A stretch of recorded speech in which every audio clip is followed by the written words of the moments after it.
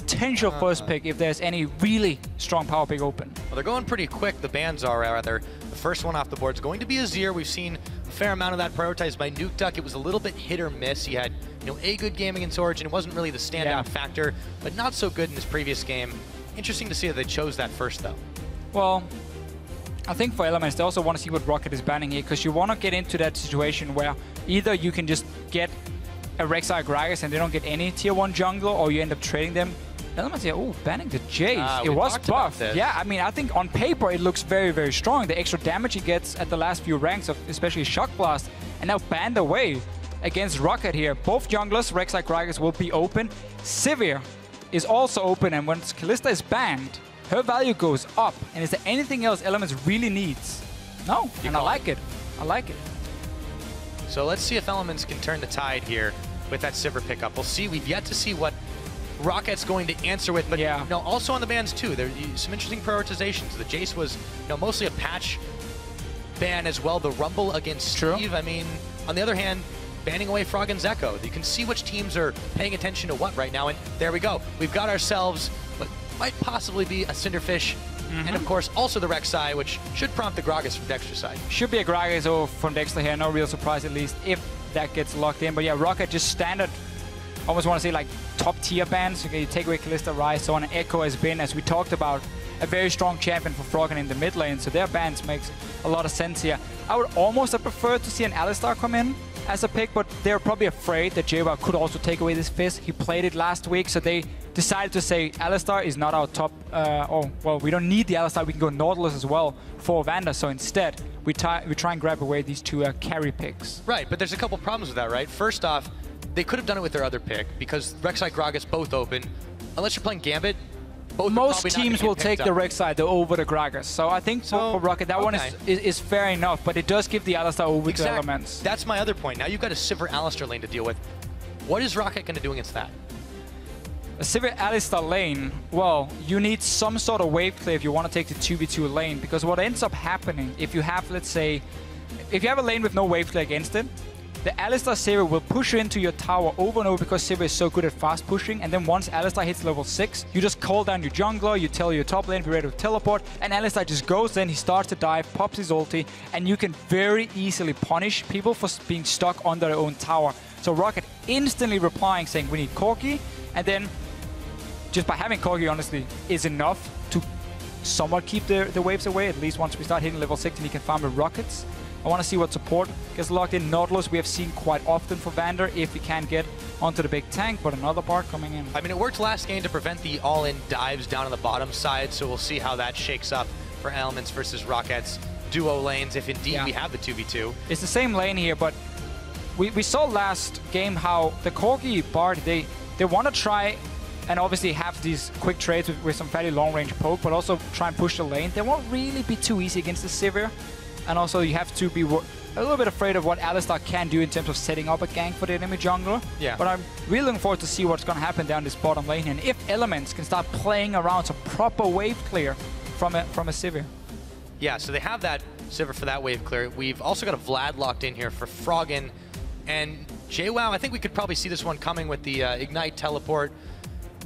It's a Hecarim against this Cinderhulk Fizz. This is going to be an interesting top lane, I think. Yeah, so if there's a summon advantage in the early game for JWoww, that can be very important, because what you often look at here, when you have these two aggressive early junglers in Gragas, Rek'Sai, you got two top laners, Bruisers, who want to fight each other, who wants to try and snowball.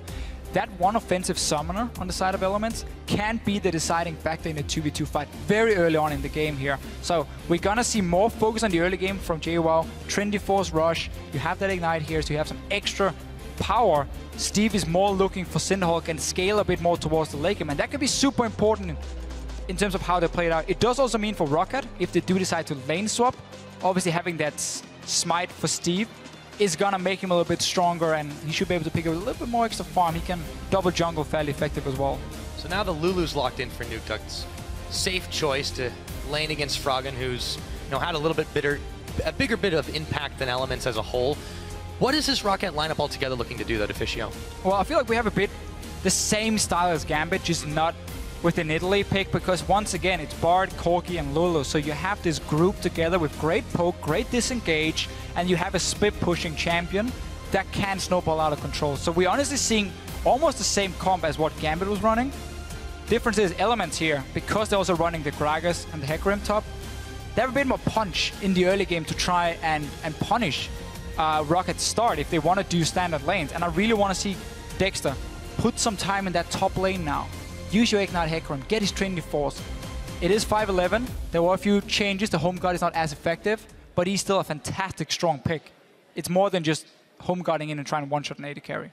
Yeah, we'll see if they're able to use it to its full effect this game. So for now, though, we are loading onto the riff. We want to know what you guys think about this game. Will Elements be able to snap the trend and turn it around for a win, or ROCCAT come up with this one? Tweet at LOL Esports with your hashtags ELWin or ROCWin, and we'll see who does win as we get ready to start this one off. So, similar composition for ROCCAT as Gambit had. Elements looking to try and get the horse a-running. They'll have plenty of tools to do it as we get loaded up to start off the game. Number 2, going into week 4 of this European LCS Summer Split. Look at Steve here early on, starting at Doran's Blade, and not the Flask we see from time to time. So he's ready to fight from the get-go. He might still be forced into a lane swap depending on what ROCCAT decides to do, or what Elements decide to do with their dual lanes. See Promiscue here in this Alistar. It was his best champion, honestly, coming into the LCS. He's always been one of his favorite champions. 100% win rate so far. Obviously insane KDA. He had a fantastic game against Gambit in week 1 on this Alistar here. Yeah, stand-up performance that time is... And this guy's been underperforming. Yeah, he's had a lot of trouble in other things. We saw some replays that his Bard play really not on point all around the board. It's just a little bit of trouble. Let's see what happens here as Jankos goes a little far forward. He finds everyone from Elements. What will they spend to try and catch him? It looks like so far nothing. Couple wards go down. That's about it as Elements send everybody up. Look to try and scout out the lane swap. Rollis, Vander, and Steve are all hanging here. We might get a fight indeed. The crowd certainly wants it. They're chanting Steve's name. It's Promiscue, Frog, and Dexter all hanging out in the brush. Tabs soon to join them. Steve's going to back away here. Looks like we might have ROCCAT's duo lane up in the top side. Yeah, you can see even the ward they placed at level 1. They were waiting in that bush as well. Getting ready to set up a potential freeze whenever the minions would arrive, and also spot if anyone from Elements were hiding in that bush here or showing himself near the tower. So Steve is going to head down towards the bottom lane. We talked about it with the smite for him compared to what JWoww is running on his side here. So he's going to be a little bit more effective in a lane swap in that case. And you also don't want to risk falling behind because of that offensive summoner in the one-on-one lane. Looks like he will end up joining Jankos over by the Gromp. Meanwhile, lane swap is completed on the top by ROCCAT, but of course, not so much going to be happening with Elements. And speaking of Elements, take a look at Dexter right now. This is a man, we talked about how much of an impact he's had to have in the early game, but that just illustrates it right there. 93% in the first 15 minutes. He's involved in almost every kill that Elements have. Almost every single kill Elements have in the early game is started by Dexter. He's the guy who tries to carry the early game for them, but often he gets into situations where it's just too hard because he has like multiple losing lanes, so there's no wave pressure. They're forced to sit on the tower and farm, and then it just becomes very, very difficult to be a jungler. We saw Frederick in the last game, how if your lanes start getting pushed into the turrets, you fall behind in vision, you can't even go for any ganks because you have to respect if I can get counter ganks super easily. Vander will get the golems, is pretty big for him. Good little XP boost, and he walks down to spot, but he did manage to get the blue buff. Both teams here starting on the weak side with their junglers, meaning down on the opposite side of where your dual lane is with the 2 members, but both of them got away with it. So they're just gonna have a fairly standard start to the lane swap.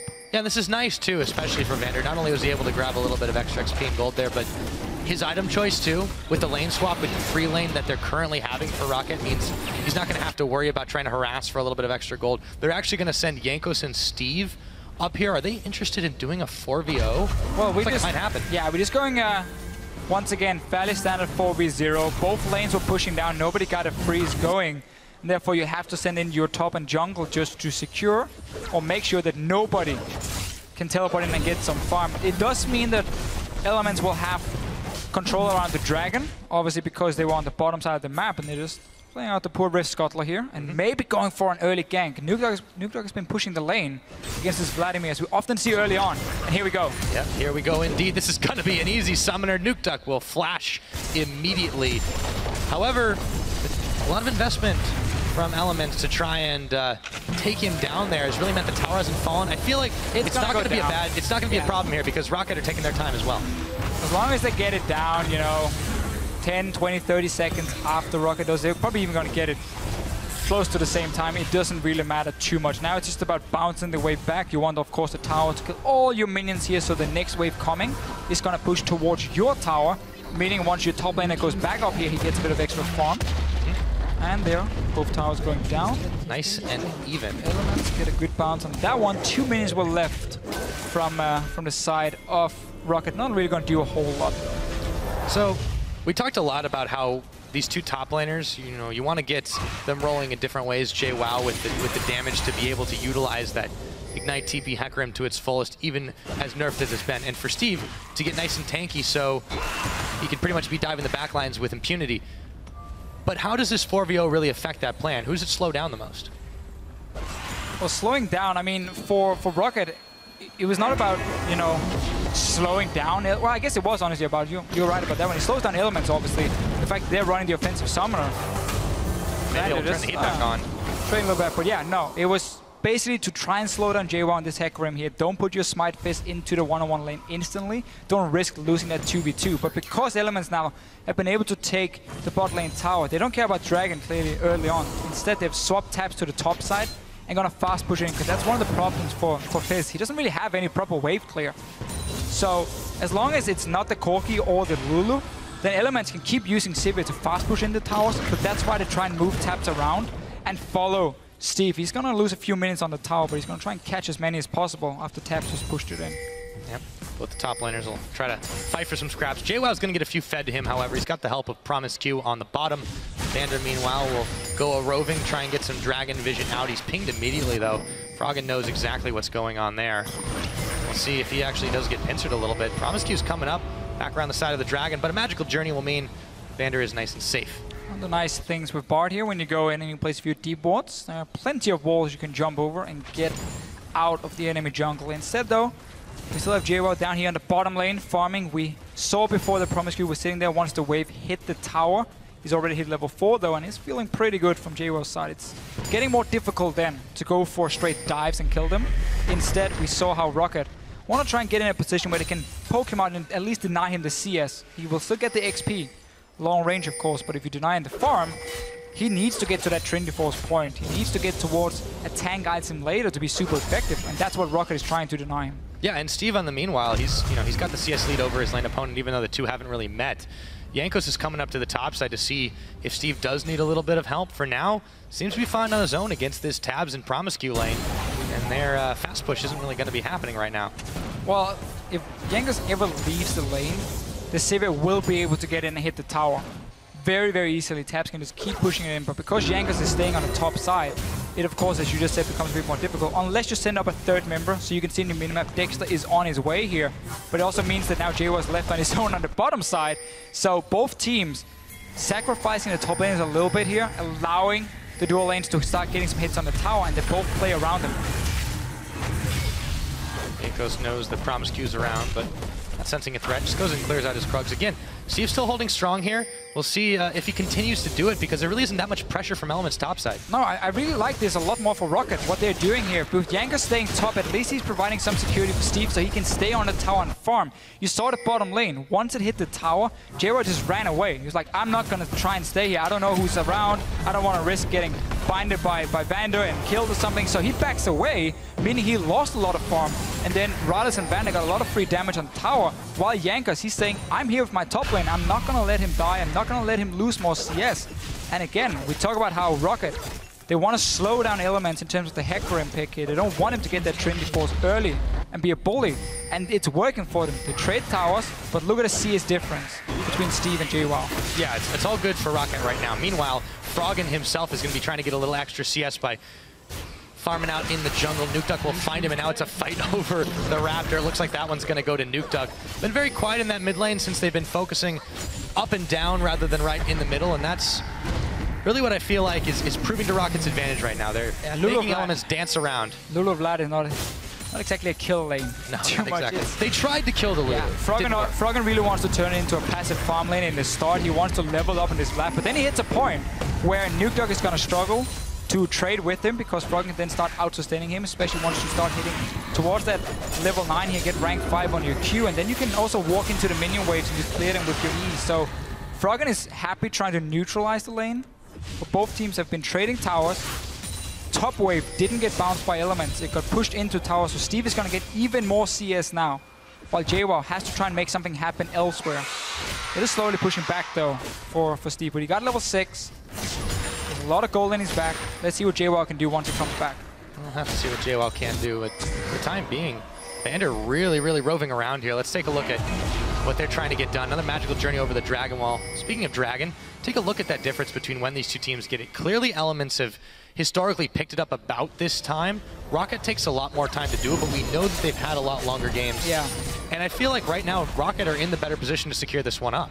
ROCCAT also got a lot more dragons than Elements. If you look at the first 6 games, the Elements is only sitting on like 5 dragons total, one of the worst records of all the teams, because they simply just fall behind in the early game and they never get to really start any fights or get vision control around them. This one here is a bit more even in terms of that, but we see advantage for Mr. Rales, we see advantage for Steve in the top lane, and ROCCAT is now back to standard lanes, trying to secure some vision. We can already see pink wards in the river. Happens very often against a passive mid lane champion because he's forced to obviously sit and try and last it on the tower, and then you take control of the river, which then gives you, of course, potential of a dragon, or roams between the 2 lanes, the bot and mid lane, very easily, where it becomes, once again, hard for Elements to respond. But Froggen finally got to push it out, and he gets the pink ward. 30 gold in his pocket, not too bad, but let's see if he's able to really do that much with it. You have Jankos hanging out in that rush. It's spotted, of course, but now this might open up the dragon possibility. No, they decide to back away as they see Dexter standing on the ward in the back. Promiscu helping out Froggen in the mid. But Jankos is the one who's roving around, and JWoww could be in some trouble. I really like this setup for ROCCAT in terms of having all these pink wards in the river and then have a bard sitting down in the bottom lane. Because when you then time the charms on the way and you take them and even the Rift Scuttler, you get such a huge movement speed boost that you can move between the bot lane and mid lane super fast and like join in case there's a fight going on and maybe try and set up a gank on Froggen. And that was what we saw Vander at least try beforehand. Now Elements has secured pretty decent vision. JWoww, he's in trouble. Yep, Smite's on the fish. It's going to be ulted over as JWoww spends 1 for 1. Take a look. Still at that difference in CS. Falling further behind. Steve Jankos helping to keep that gap widening. And speaking of widening gaps too, these AD carries, it seemed like it was pretty mirror for a while, but Raleigh is the one who stayed in lane, who's continued to push it. While Tabs has kind of been running around, and as a result, he's fallen a little bit behind in farm. Yeah, Tabs was also left a little bit on his own in the start when he swapped to the top lane. Had to be a little bit careful, not going for any too aggressive plays before he had some backup from Promiscu. Cost him a little bit, and also at the same time, ROCCAT has just been in control when it comes to how do we want to play this swap here, and what is our goal early on. This is what we can say Giants failed to do in the last game, where they said, okay, there's this top lane, we need to be very careful. He's going to rush a Trinity Force, he has the Ignite here. Don't give him a chance to get a one-on-one lane. So they swapped it around. They made sure they could deny farm and get farm on Steve instead. Exactly. And that's really paid off. So the smite so far, because he's now got the Skirmisher Saber, he's going to get the Cinderhulk soon, and then he starts scaling into late game. And he can become a bit of a backline threat. He's going to have decent damage, but he's also going to be very tanky, so he's going to be super annoying to deal with for Elements. Right, and this has also allowed Jankos to go a little bit more of a damaging path too. He picks up the Warrior Enchantment on his Stalker's Blade, and yeah, okay, maybe you don't want to put all your eggs on a Fizz as far as tanks are concerned, but they've also got the Lulu that has that artificial tankiness of the wild growth. It's, I feel overall, a very safe team when utilized properly. The Bard, Raleigh on this Corki. It's so hard for anyone on Elements to really take out anyone individually. Sure, and it's going to now be about this mid-game spike coming up in a few minutes for ROCCAT. We always talk about with Corki. It almost gets boring mentioning it time and time again, but that's really where the champion shines. And they're slowly towards it. They have the first item completed for Nukedog, so we can soon start seeing ROCCAT decide to group up. And you have this Vladimir sitting in the mid lane, which was one of the last few picks for Elements. We often talk about when you play against mid-game comps that want to siege and poke, you need proper wave clear. Vladimir doesn't really offer that because he has to stand in the middle of the wave. So that's why it becomes a very risky pick. It's fine in the one-on-one against the Lulu because, again, you will get to the point where you can just out-trade her and you will out-sustain her as well, and she can really go toe-to-toe with you, but you can always push the lane, and that's what ROCCAT needs. So once they start sending in Mr. Riders to that mid lane, there's not a whole lot Froggen can do, and that's why Elements need to react as well and have taps be ready. So you suddenly start moving around the map, you move the pieces, you say, oh, you send your AD carry mid, okay, we need our wave that has taps in there, then we can move Froggen to the side lane. And if Elements fail to do that, the mid tower is going to die. But that's the problem, right? We've seen Elements, this is another game now where they have a sole source of real wave clear. This time it's on their AD carry instead of their mid lane. And that, it just seems so easy to exploit considering how well ROCCAT have been able to run Elements around the map to their advantage in the top lane and also in the AD carry position. So at this point, as Elements, you know, how do you respond to that? Do you just, what do you do with tabs? Do you just try to keep them close to mid so you can send them wherever you want? I mean, what do they do? What do they need to do to stay relevant? I mean, I think here for Elements, there's not a whole lot they can do right now. I mean, they're still waiting also to scale a bit with the Vladimir in the mid lane. What you want to do most likely is you want to have that Trinity Force completed for JWoww. You want to get home guards, and then you still want to try and rely on having a fantastic engage where you have an Alistar sped up by a Sivir and you have that flank coming from the Hecarim. That's how you are going to stop the siege, because whenever then ROCCAT groups up, you should have a ward behind them, or at least on the side. That gives you a chance to engage in from JWoww's side, but that still requires a bit of time, and that's why ROCCAT's early start was so smart in saying we're going to delay this Hecarim from getting these items. He's not going to get an early home guards. He's not going to get an early Trinity Force. So we can group 15, 16 minutes in, and we don't have to worry about that engage coming from Elements. Because that's what it's going to be about. Can Elements start the fight, or will ROCCAT just sit there, slowly poke Elements away, and just say, okay, Tabs is not here. That's a tower for us. And then rotate around, get objectives, and so on. And yeah, we talked a lot about, in the beginning, how this looked, you know, reminiscent of Gambit's composition. I feel like it's also a lot safer than that. So altogether, this puts so much pressure on Elements to try and force something that is also less likely to work out, that they're in a precarious situation now. Neither team has really attempted the Dragon just yet, not seriously. I feel like it's probably going to be a while, because ROCCAT are still happily, you know, farming themselves up and getting themselves ahead as far as the CS and item count goes. I don't even think ROCCAT needs to worry about a Dragon, honestly. It's more for them about getting to siege on towers. They don't have to take an open fight, where Elements still has a good chance, where they can use that mobility from the Sivir to dance around, use your Alistar really effectively. The Dragons are going to be more for Elements to try and force big team fights. They can play around it. But for now, we just saw Tabs move to the mid lane, instantly just clear one wave, respecting the fact that Mr. Riders would most likely show up, and he did show up. But instead of, because the rest of Elements have gone to the top side of the map, Froggen just killed the Rift Scuttler, while Dexter is taking care of the red buff. Elements just completely give over a free Dragon to ROCCAT. Yeah, not in the right place at the right time. ROCCAT will take advantage of it. So, number one is secured 14 minutes into the game. The gold is still very close. There's about 1,000 in the lead for ROCCAT. 2 towers to 2. Tabs is forced to flash away from the Tempered Fate. It's going to be a summoner for an ult. Not a bad trade if you're ROCCAT. And right now, they're stacking pretty deep on the bot side. We'll be able to clear the wave away when they want. But that does leave the middle exposed for Elements to get a little bit of revenge. Both teams making a few small misplays on the map here. Elements giving up a completely free Dragon to ROCCAT. Didn't have to do anything for it. Just lost the red buff, which you don't really care too much about at this point. And at the same time, then ROCCAT, I guess, super small mistake. Gave Elements a chance to get a few hits on the mid tower, but that was about it. Nothing really came from it. So they can be still fairly happy. You have your Corki now. Trinity Force is completed. You wait for the boots to be upgraded. Then you just send him mid lane. Once you push out the bottom lane, because you need someone from Elements to be forced to go back down to the tier 2 tower in the bottom lane and defend it. So you open up this mid lane here. And we'll have to see if they're able to bait Elements in a bad situation. ROCCAT on the bottom side, eyeballing the second tier bottom tower. Elements are caught in a moment of weakness as they spend a couple of backs just to try and get away. Or just to rather get back and try to defend this one. Tabs is moving in position, but no one else is there just yet. They're not going to be able to get some serious hits on this tower, while Nukeduck does the same thing in the mid with only Dexter to defend. Yeah, get a few hits on the tower here, and as soon as the wave clear arrives, you can even rotate to the mid lane now. You have the jungle fully warded up, so you know there's no chance of you getting caught out. You can spot Elements on the way, and then suddenly ROCCAT now can play around 2 lanes at once and a jungle that they even control because of all these waters see placed early on for them. So they have very nice setup here. They use the Corki really well, and also Nuke Dog getting that last rod here. So he's very, very strong 15 minutes in. And if Froggen is left on his own, we talked about it, then the wave is going to get pushed down, and ROCCAT can get at least a few hits on the tower every single time to slowly chip them away. Keep control of that bot side jungle as well. These towers will eventually go down if Elements makes a mistake. Well, Elements has made several mistakes this split so far, Deficio. We'll see if ROCCAT can find more openings to punish them. For the meanwhile, let's take stock of where we're at right now. ROCCAT, they have a lead. They've extended a little further now.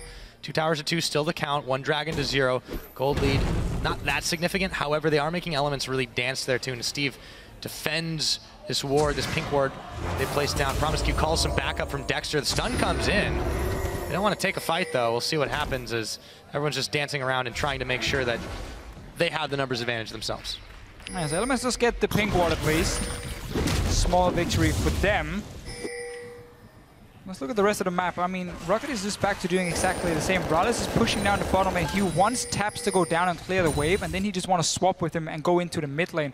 Taps might be setting up for a little bit of a gank. Potential fast push on this mid tower. 4 members from Elements around it. J-Wild sitting in base. He got the home guards. Didn't complete the Trinity Force first, but nobody from ROCCAT is overextending. Elements aren't really being given an opening here, but you know, with regards to the way that they've opened their split, really disappointing over the top of things.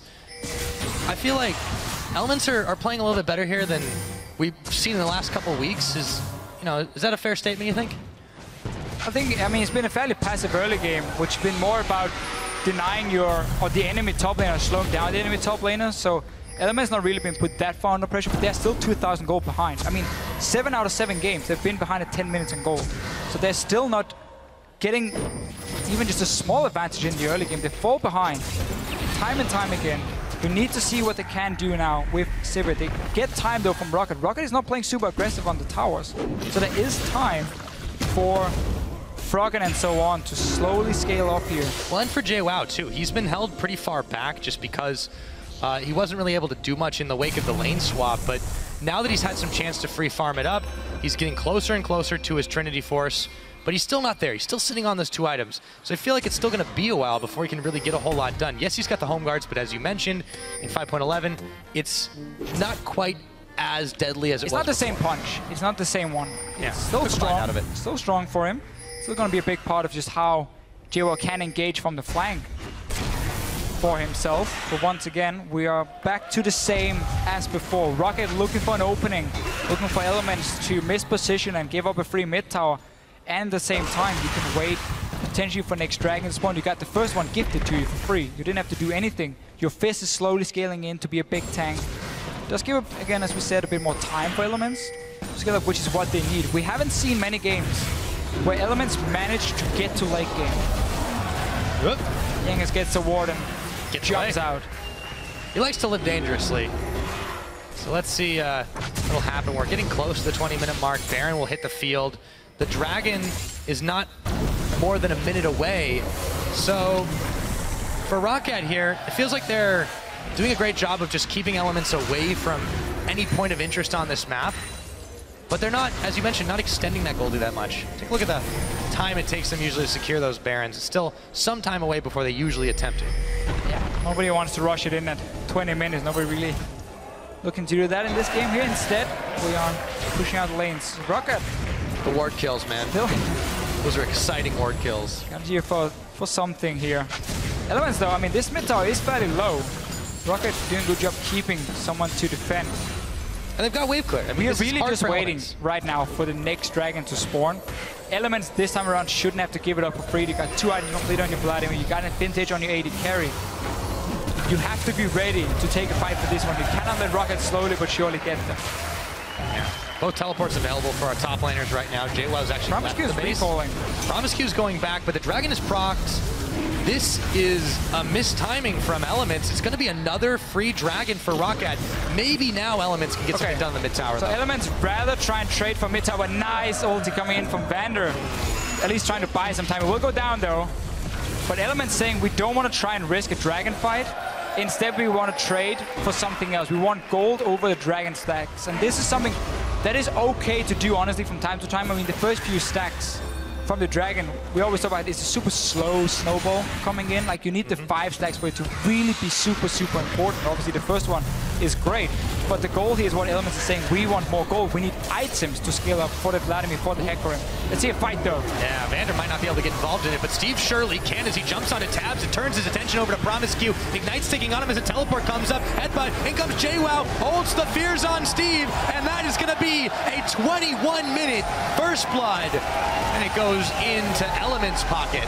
And Elements had everyone around that side of the map here. Remember, they just took a mid tower and moved slowly towards the top side. And that was a ROCCAT deciding to fight.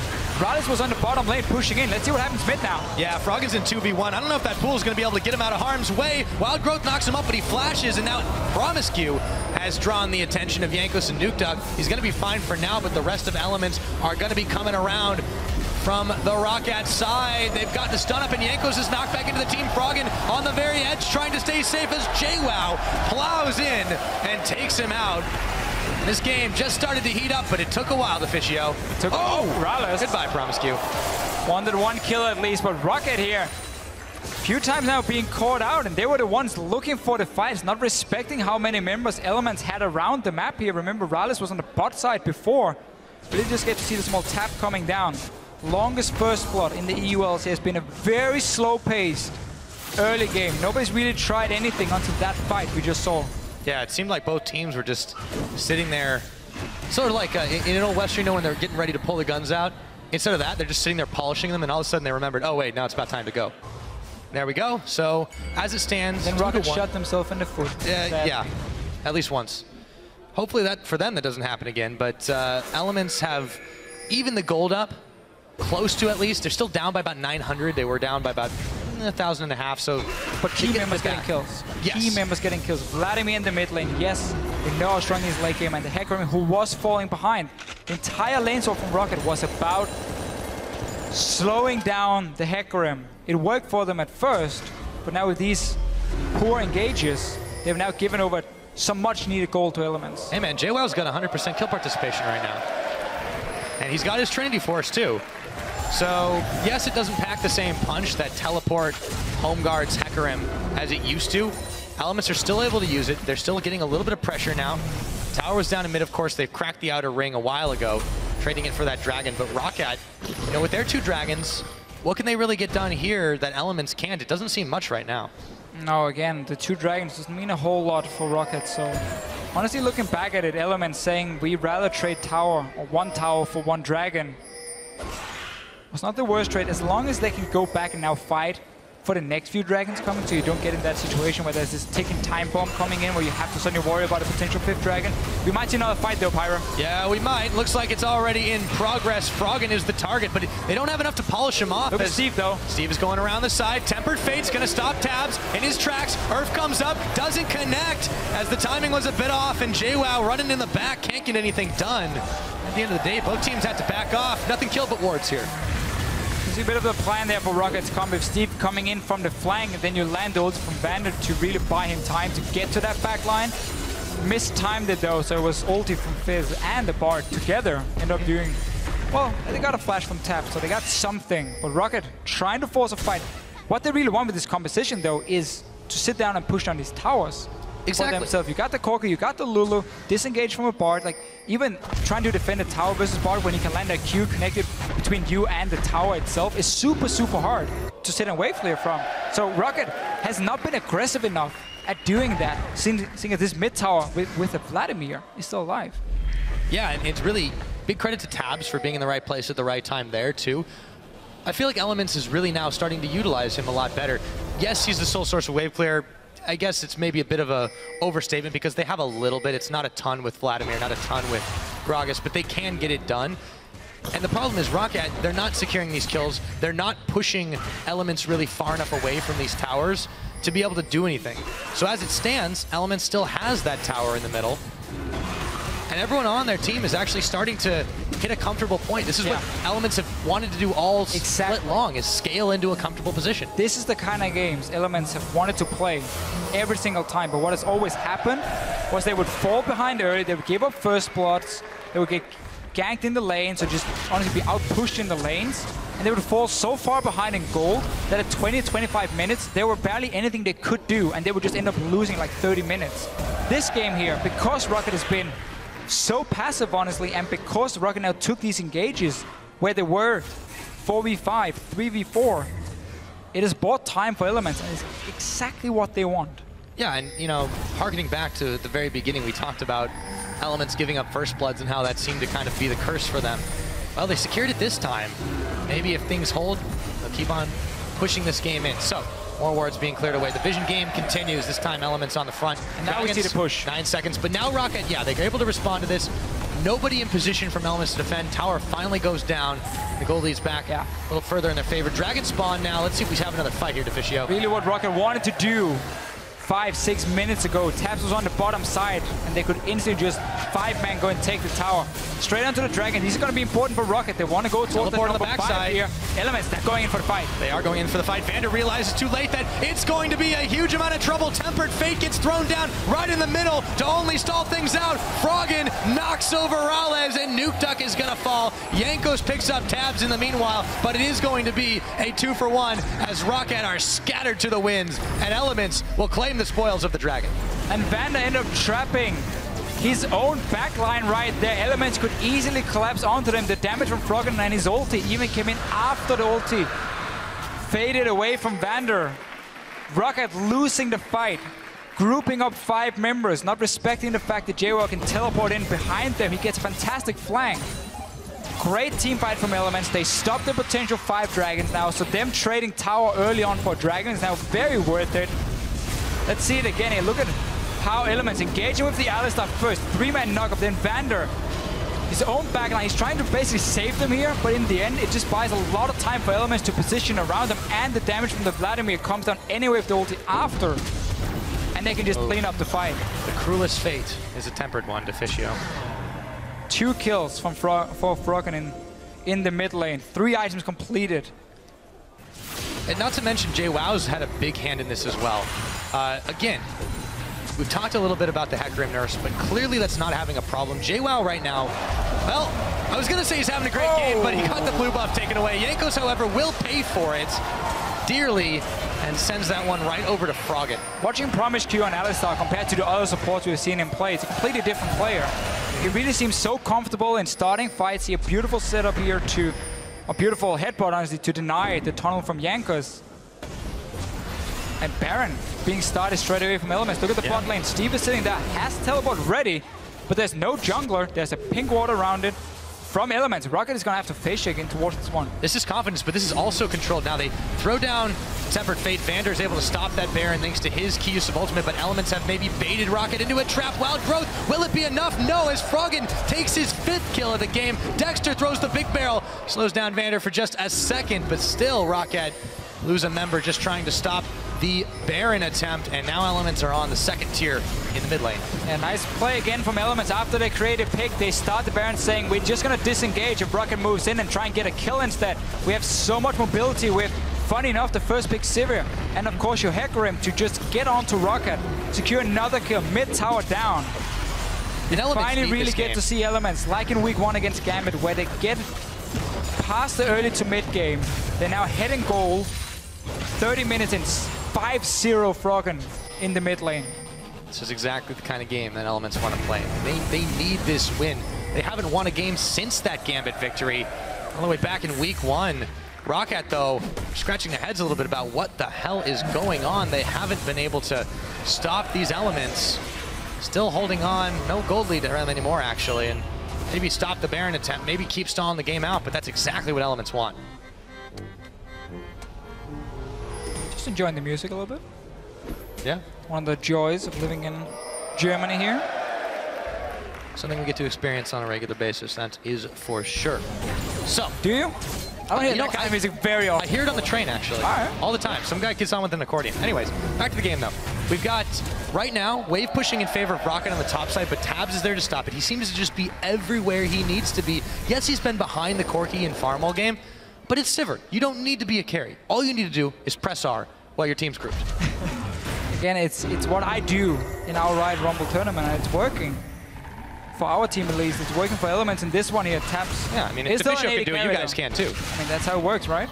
I will say though, for Sivir, she does have the ability to have fantastic damage output as well. If you get one of these fights where you get your AoE damage on like multiple members, she can do really well, but she's not exactly a hyper carry in the late game. But we're gonna see Elements once again back towards this Baron.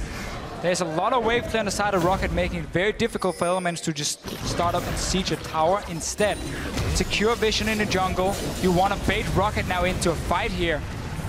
No home guard possible for JWoww, no teleport ready. What I want to know, though, is as big as Froggen is getting, and you know, with this tanky Gragas, with this Hecarim, will they be able to, I mean, I guess baiting the fight is the way to do it. I wanted to talk about diving, but forget that because Baron's been started by Elements here.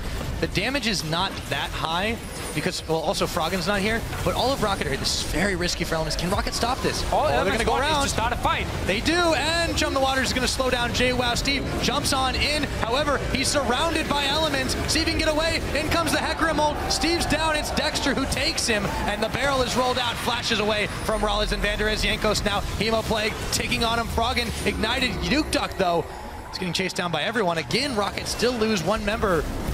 And it seemed like Steve was not on the same page as the rest of his team. Well, the thing is, Steve never really has a chance here because ROCCAT's composition is built around your group, you poke down, and then you have a teleport flank coming in from Steve. But he can't do that without teleport, and he can't do it if Elements are the one who's controlling the pace of the game. They're the ones who start the Baron and say, come at us, just run straight at us right now. We're gonna disengage the Baron, we're gonna pop Sivir ulti, and we're gonna dive straight at you. You saw them, they even left the ward alive in the Baron pit. And this is not even about us getting Baron, it's about us getting a chance to get you out of your own base, away from your own towers, out in the open, and then we can take a fight. So far, they've been able to accomplish just that. So we're approaching 33 minutes in the game, but we'll talk about that in a minute because this is how Elements managed to get another kill. Well, again, look at it here. So as soon as ROCCAT moves into the river, Taps pops his ulti, Steve dives in on his own here, but nobody's gonna follow him really on the side. Keep in mind, Jankos went for the warrior enchant, so he's not that strong. He cannot really tank the damage. He has decent damage himself, but he cannot sit in there and help Steve out. And you never get a flank, you never get to land enough poke on the side of ROCCAT, and you can't really sit and kite back with the Lulu, Bard, and Corki because you're forced to engage near that Baron here. So Elements are just using that tool to their advantage instead of trying to siege against a lot of wave players. Doing the same thing with the Dragon too, and either they bait ROCCAT into another fight or they get this one for free. This should be a lot easier. JWoww's backing away. He's got teleport, but he's on a ward. Jankos can stop him. There's the smite. They will, however, give up the Dragon for it. ROCCAT don't manage to get anything for trying to sniff it out. JWoww polymorphed. In comes Promiscu. They're running wild. Jankos forced to flash away. The barrel knocks everyone back as Chum the Waters barely takes a scratch out of Promiscu rather. And Steve running away. Tempered Fate to stop Dexter, but the rest of Elements are still able to chase on. Hemoplague ticking. Steve, he's down. Froggen with another kill. And Elements right back to it. Will they take a Baron from here, Deficio? Well, they can certainly go down and start and try and force another fight, but then again, play it safe, honestly, because you have been able to bait around these fights or these objectives from time and time again. You don't have to go and instantly rush it. Go back, use a lot of gold. You've been fighting. I mean, you won another fight here. You got a second Dragon as well. But once again, we're out in the open. ROCCAT is forced to come down and try and stop an objective being started. That's where the Sivir ulti comes in. That's where Elements come shine. Even some miscommunication at the start. Dexter went in with the body slam, didn't really want to ulti at first, then realized, okay, I could have knocked back Jankos and killed him, and then did a bit too late. But in the end, they can still chase up, and poor Steve, he tries to stay alive, but he goes down. That Hemoplague is very, well, he's very 6-0 right now. Yeah, that is a big Vladimir. Okay, so in all of it, Elements still controlling pretty much everywhere through the river on the map. ROCCAT falling into the trap, getting baited time and time again. Well, let's see what Elements can do, what ROCCAT can do to try and stay alive. And in the last game where we saw Gambit play somewhat the same comp as ROCCAT are doing now, we never got to experience what happens when you start falling behind. When you don't use that mid-game spike, you get to siege down these towers. Well, then you get the problem where the enemy team can always find ways to engage on you by either forcing objectives or just being straight up able to dive you, because they have champions like a Hecarim, they have that Sivir coming in, the Vladimir as well. It's going to be nearly unkillable at this time. So ROCCAT simply missed their very important spike and are now being punished, and have been punished for the last 10 minutes basically by Elements. And you know, the last time this happened to them where they missed spikes, they got baited, they got caught out, and they got dealt with in time was really last week, the day one, their opener, of course, against Giants. So that game lasted, you know, a little shy of 40 minutes. We're getting close to that mark. And we're in danger, at least ROCCAT is, of seeing that happen to them again. If this Baron does get secured, no one from ROCCAT are going to stop it.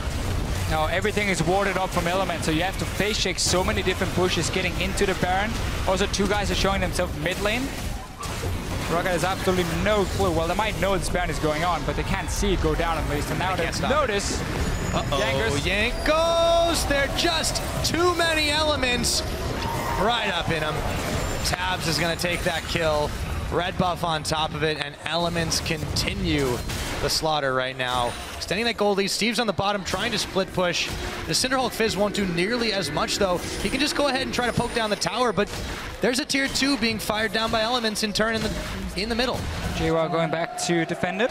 Or rather, topside, excuse me. Trades the bottom tower for the Baron. Look at this massive wave on the way on the top side. Elements will easily be able to catch that one, buff it up, and that's where the AP wave clear becomes fairly difficult once these Baron buff minions come in there. It's a lot harder suddenly to play them. Lulacorn, you won't be able to do a whole lot, so Elements can just ride this massive wave here. And look at the base as well. JWoww sitting ready with his home guards. He's just waiting to teleport in. Steve's backing off, so he's going to be coming to the defense here. Froggen stepping up forward, but look at the damage that Elements have there. Tempered Fate used just to slow down the tower. Teleport coming in now for JWoww. ROCCAT know they have to back away. Dexter going to force it. Nuke Duck evaporated. In comes JWoww, but he's got nothing to do but look for Steve. Playful Trickster on him, but he's just going to get knocked up and locked up. Inhibitors down. So is Steve. JWoww running all the way to Fountain. And the rest of ROCCAT are trying to save the game, but it looks like it might already be over. 38 minutes, and Elements will seal ROCCAT's fate with a victory here, their first since week 1.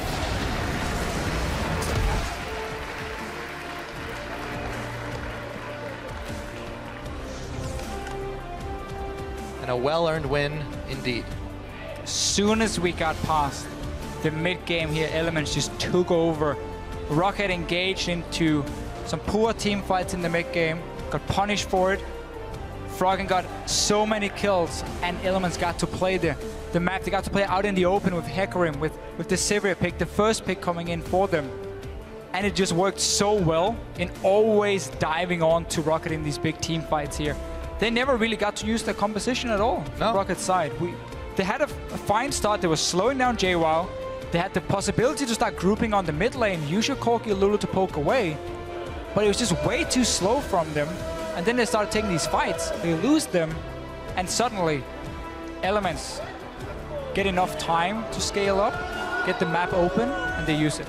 And for these Elements, happy faces all around as they manage to secure themselves a win. On the side of ROCCAT, the questions you got to ask, because Yamato, you can see him talking to the team there, and yeah, I think that's the way to describe it. They never were able to get rolling past the early game. They had a great early game. Their 4v0 was fantastic, and they got little edges here and there. They got themselves ahead in key lanes, but they just slowed down, and that is something that a team like Elements wants you to do. It is for sure. It's what they're playing for almost every single game. This time around, they had a little bit more wave clear. Still, the Vladimir in mid lane could have been punished, but Froggen got to sit and farm to late. Massive part, of course, in the big team fights of them winning. I think they're all looking at the damage dealt to champions. Froggen right now, if you take his entire team's damage dealt